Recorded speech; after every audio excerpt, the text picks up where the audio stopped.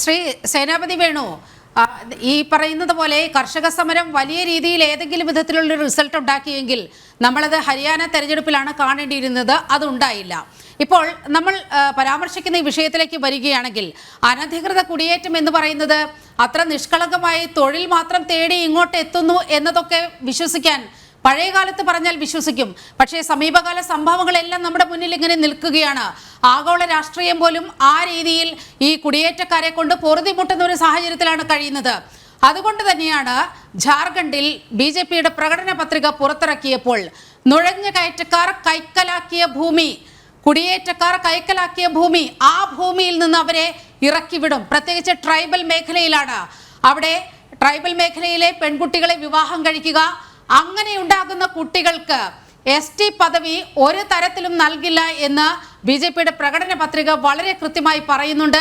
അവിടുത്തെ ജനങ്ങളെ പൂർണ്ണമായും സംരക്ഷിക്കുക, അവരുടെ തനത് സംസ്കാരം നിലനിർത്തുക, ഇക്കാര്യങ്ങളിലാണ് അവിടെ BJP വളരെ കൃത്യമായ ഇടപെടൽ നടത്തിയിരിക്കുന്നത്. ഒപ്പം തന്നെ അവിടുത്തെ ഒരു ഭരണവിരുദ്ധത അങ്ങേയറ്റം ചർച്ച ചെയ്യപ്പെടുക കൂടി ചെയ്യുന്നുണ്ട്. ശ്രീ സേനാപതി വേണു, അല്ല നീലിമ, അവിടെ BJP രാജ്യം ഭരിക്കാൻ തുടങ്ങിയിട്ട് 10 വർഷം, ഇപ്പോൾ 10 വർഷത്തിലേക്ക് കടക്കുകയാണ്. ഈ ജാർഖണ്ഡ് എന്ന് പറയുന്ന ഒരു സംസ്ഥാനം ബംഗ്ലാദേശുമായിട്ട് അതിർത്തി പങ്കിടുന്നില്ല. അല്ലെങ്കിൽ ത്രിപുര പോലെ, അല്ലെങ്കിൽ ബംഗാൾ പോലെ, അസാം പോലെ അങ്ങനെ അതിർത്തി പങ്കിടുന്ന ഒരു സംസ്ഥാനമല്ല. അപ്പോൾ ഇൻഫിൽട്രേഷൻ, അനധികൃതമായ കുടിയേറ്റം, ആ കുടിയേറ്റം തടയാനുള്ള ആദ്യത്തെ കുടിയേറ്റമല്ല, എന്താ പറഞ്ഞ, ഈ അനധികൃതമായി ആളുകൾ കടന്നു വരുന്നത്, അത് തടയാനുള്ള പ്രൈം ഡ്യൂട്ടി എന്ന് പറയുന്നത് അത് കേന്ദ്ര ഗവൺമെന്റിൽ നിക്ഷിപ്തമാണ്. അവരാണല്ലോ ബോർഡർ സെക്യൂരിറ്റി ഫോഴ്സും അതുപോലെ തന്നെ അതിർത്തി കാക്കാനുള്ള സീമാ സുരക്ഷാ ബില്ല് അതുപോലുള്ള എല്ലാ സംവിധാനങ്ങളും ഉള്ളവർ.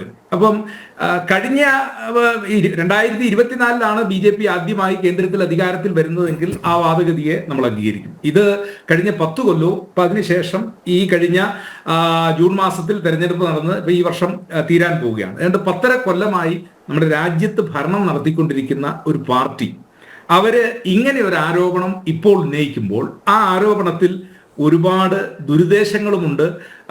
അതോടൊപ്പം തന്നെ അത് മറ്റ് ചില എന്താ പറഞ്ഞ വികാരങ്ങളെയൊക്കെ ഇളക്കി വിടുന്നതിന് വേണ്ടി മാത്രമാണ്. ഞങ്ങൾ ഇപ്പോഴും ആവശ്യപ്പെട്ടിട്ടുള്ള ഒരു കാര്യം, അനധികൃതമായി കടന്നു വന്നിട്ടുള്ള ആളുകളെ കണ്ടെത്താനും അവരെ പുറത്താക്കാനും അനധികൃതമായിട്ട് ആളുകൾ വരാതിരിക്കാനും, ഇവിടെ യുവരാജ് പറഞ്ഞ പോലെ വേലി ചാടി വരാതിരിക്കാനും അവിടെ വേലി കെട്ടി സംരക്ഷിക്കാൻ ബാധ്യസ്ഥമായ ഒരു സർക്കാർ, ഒരു ഗവൺമെന്റ്.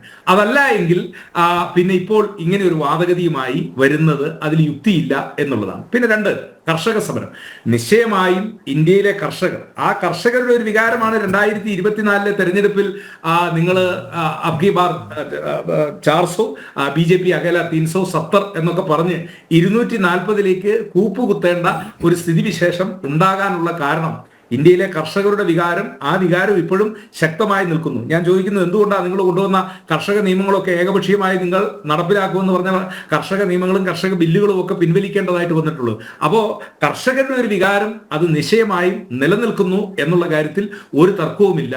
അത് ഈ തെരഞ്ഞെടുപ്പിലും ചർച്ച ചെയ്യും. പിന്നെ ഹരിയാന, ഞാൻ പറഞ്ഞല്ലോ, ഹരിയാനയിലെ തെരഞ്ഞെടുപ്പിൽ, കഴിഞ്ഞ തെരഞ്ഞെടുപ്പിലെ BJPയുടെ വിജയം എന്ന് പറയുന്നത് അത് ഏതെങ്കിലും ഒരു പ്രത്യയശാസ്ത്രത്തിന്റെ വിജയമോ അല്ലെങ്കിൽ BJP ഉയർത്തിയ മുദ്രാവാക്യങ്ങളുടെ വിജയമൊന്നുമല്ല.